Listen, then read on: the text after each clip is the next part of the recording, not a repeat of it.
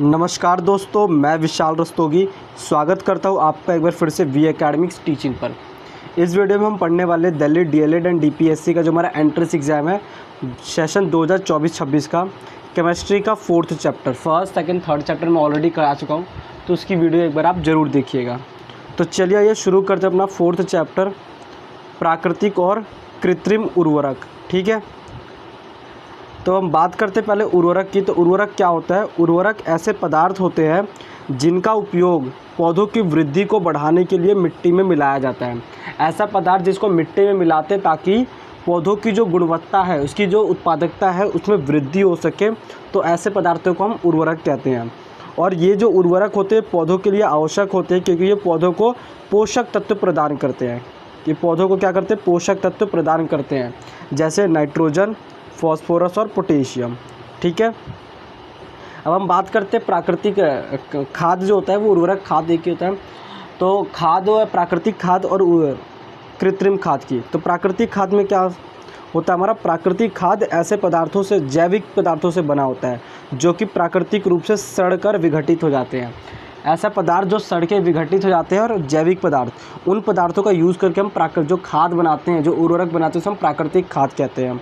और ये मिट्टी को उपजाऊ बनाते हैं। ठीक है, और साथ ही साथ ये क्या करते हैं? नाइट्रोजन, फॉस्फोरस और पोटेशियम जैसे ज़रूरी पोषक तत्व भी प्रदान करते हैं, और जलवायु को संतुलित करने में भी मदद करते हैं। कौन? प्राकृतिक खाद। प्राकृतिक खाद क्या होते हैं? जैविक पदार्थ होते हैं जो कि सड़कर, प्राकृतिक रूप से सड़ जाते हैं, तब उनका उपयोग करते हैं।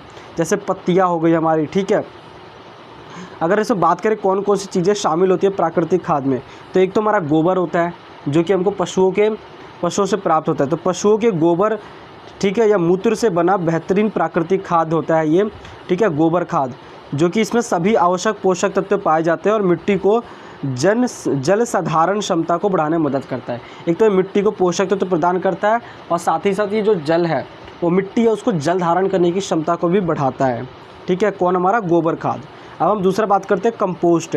रसोई के अवशेष जो हम खाने में घर में बनाते हैं, जैसे फल फ्रूट की छिलके हो गए, बचे हुए अनाज हो गए। ठीक है, पत्तियाँ हो गई, टहनियाँ हो गई, आदि को सड़ाकर बनाया जाता है। और इसमें कार्बनिक पदार्थ और सूक्ष्म जीव होते हैं जो मिट्टी की सेहत को सुधारते हैं। कंपोस्ट में क्या होता है? जो भी हमारे घर के कचरे होते हैं, ठीक है, जो कि विघटित हो सकते हैं। ठीक है, और पत्तियाँ हो गई, टहनियाँ हो गई, इनको क्या करते हैं? कंपोस्ट केंचुओं के द्वारा विघटित करके इसको बनाया जाता है। ठीक है, तो ये खाद का रूप ले लेते हैं। दूसरा हमारा हरी खाद। कुछ पौधों को उगाकर फिर उन्हें मिट्टी में मिलाया जाता है। ठीक है, जिससे मिट्टी में नाइट्रोजन को बढ़ाने में मदद मिलती है। कुछ ऐसे पौधे होते हैं जिनको क्या करते हैं? हम सिर्फ उगा देते हैं, और उगाने के बाद हमने, मान लो ये हमारा खेत है, यहाँ पे हम क्या करेंगे? हरे पौधे कुछ उगा देंगे, और उगाने के बाद इसी पर ऊपर हल चला देते हैं। और इससे क्या होता है कि जो ये पौधे होते हैं, ये मिट्टी में मिल जाते हैं, और इससे क्या होता है? नाइट्रोजन की प्राप्ति हो जाती है मिट्टी में।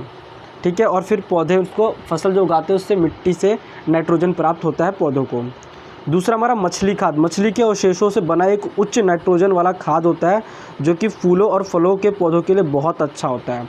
जब मछलियाँ होती है, मर जाती है, फिर हम घरों में यूज़ होता है, तो उनकी जो हड्डियाँ होती है, हड्डियों को क्या करते हैं? हम गला देते हैं, और उसके हड्डियों को अवशेष गला के चूरा बना के फिर उसको क्या करते हैं? खेतों में डाल देते हैं। खासकर फलों के और फूलों के, जो फलदार पौधे होते हैं और फूलों के जो पौधे होते हैं, उनके लिए एक बहुत अच्छा खाद का काम करता है मछली का खाद। दूसरा हमारा लकड़ी की जो राख होती है, ठीक है, जब लकड़ी जलाते हैं ठंडियों में, या ऐसे भी जब जलाते हैं, तो राख हमको मिलती है, तो उस राख का भी इस्तेमाल हम खाद के रूप में करते हैं। तो ये हमारा प्राकृतिक खाद हो गया।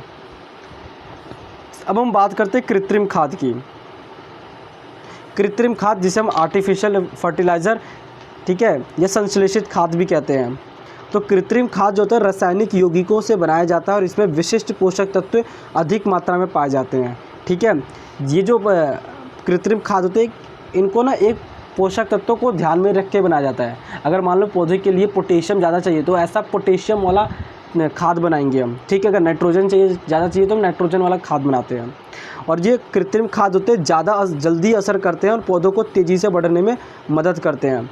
कृत्रिम खाद के अत्यधिक उपयोग से क्या होता है कि नुकसान भी होता है, मिट्टी की उर्वरता कम हो जाती है, और हानिकारक रसायन क्या कहते हैं? पानी में मिल जाते हैं, जिससे पानी भी दूषित हो जाता है और पर्यावरण को भी नुकसान पहुंचता है। अगर वही पानी हम, अगर बात की जाए मान लो ये हमारा खेत है, इसमें हम प्राकृतिक खाद का यूज़ करें ज़्यादा, तो इसमें क्या होगा, जो हानिकारक रसायन होगा वो इसमें मिल जाएगा पानी के अंदर, और पानी भूमजल का रूप ले लेगा, और फिर हम जब उसको हैंडपम्प के द्वारा निकाल के उसको खुद ही सेवन कर लेते हैं, अपने उपयोग में पीते हैं, तो हमको भी नुकसान पहुंचा सकता है, कैंसर तक की बीमारी हो सकती है इन चीज़ों से। ठीक है, तो ये एक प्राकृतिक खाद का कृत्रिम खाद का नुकसान है।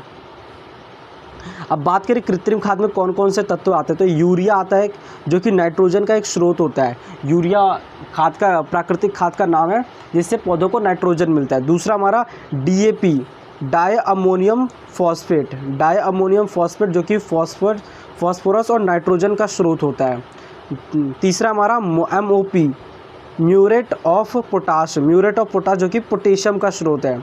अगला हमारा अमोनियम नाइट्रेट जिससे हमें नाइट्रोजन मिलता है ज़्यादा पौधों को, और सुपर फॉस्फेट जिससे फॉस्फोरस की प्राप्ति होती है पौधों को। पौधों के लिए 3 चीज़ें ज़्यादा ज़रूरी होती है, एक हो गया नाइट्रोजन, ठीक है, दूसरा फॉस्फोरस, और तीसरा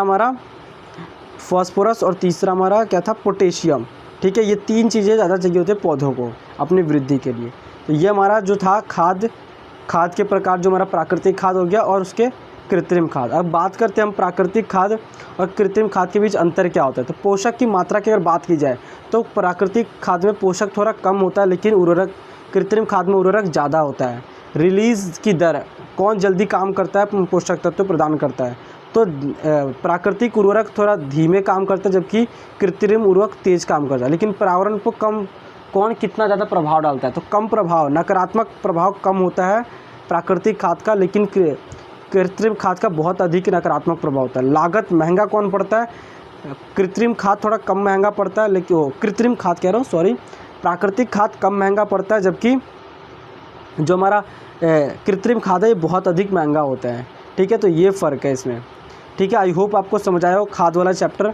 ठीक है, यहाँ पे हमारा चैप्टर कंप्लीट होता है। इससे पहले आपको बता दूँ कि मैंने अम्ल, क्षार और लवण, इसके अलावा मैंने और भी चैप्टर है हमारे, भौतिक और रासायनिक परिवर्तन होता है वो, और कार्बन के ऊपर मैंने ऑलरेडी इस सब्जेक्ट के नोट्स अपलोड कर दिए हमारे channel YouTube V academics teaching पर, तो उसको जाकर और भी ज़रूर देखिएगा। और भी सारे सब्जेक्ट, और भी जो अदर सब्जेक्ट है, जैसे हिंदी हो गई, ज्योग्राफी हो गया, और कंप्यूटर साइंस, इकोनॉमिक्स, इसके वीडियो ऑलरेडी अपलोड कर दिया हमारे वी एकेडमिक्स टीचिंग चैनल पर।